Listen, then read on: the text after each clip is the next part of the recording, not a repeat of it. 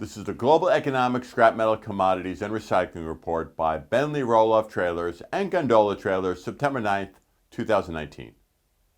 U.S. steel production fell to 1.85 million tons, a 12-month low on slowing U.S. manufacturing. Here is an old chart. U.S. steel production from 2007 through mid-2009. That was bad. 2019 is nothing like 2008.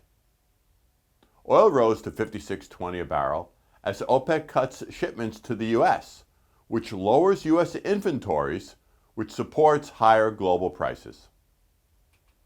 U.S. oil production fell to 12.4 million barrels a day, near the recent record as shale oil growth continues. Iron ore rose to $90 a ton on steady to slowing global demand. Scrap steel #1 heavy melt fell about $40 a ton to about $208 a gross ton, a multi-year low on global slowing. Hot rolled coil steel fell to $28.31 per hundred on continued slowing demand. Copper rose to $2.63, just above the multi-year low on hopes of a China trade deal. Aluminum rose to 79.8 cents, and like copper, it rose on the hopes of a China trade deal. Copper scrap OCC Southeast was steady at the decade low of $35 a ton. China demand remained weak, as is U.S. demand, as major U.S. users are implementing cardboard alternatives and reducing their packaging needs. The Euro area economic growth is important because the Euro economy is actually larger than the U.S. economy.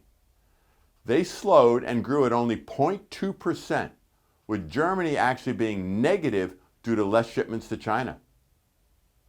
China's August imports fell to 5.6% versus last year, with unwrought copper and steel products falling the most, while actually copper concentrate rose.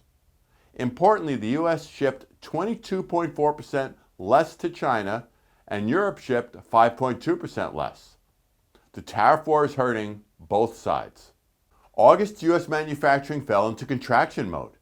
New orders, production, backlogs, and employment all fell.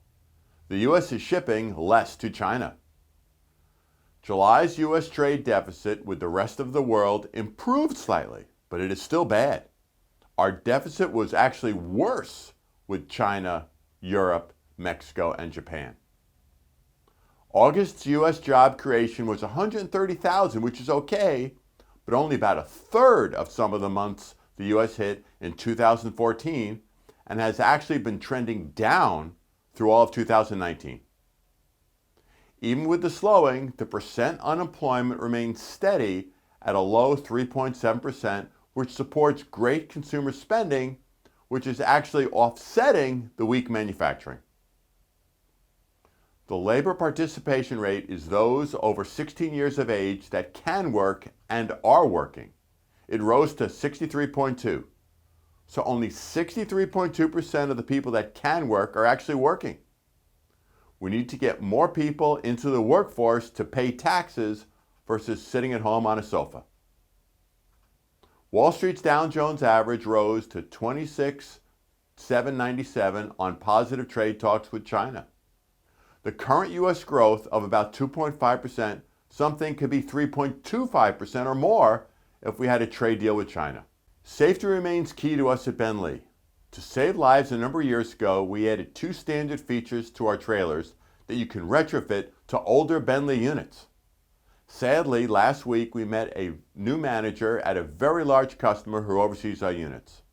None had been retrofitted with the danger electrocution sign, which is a penny. Yes, just a penny.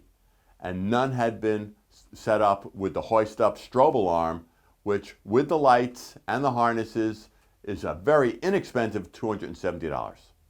Call us or order them online today if you have not installed them. As always, feel free to call or email me with any questions. We hope all have a safe and profitable week.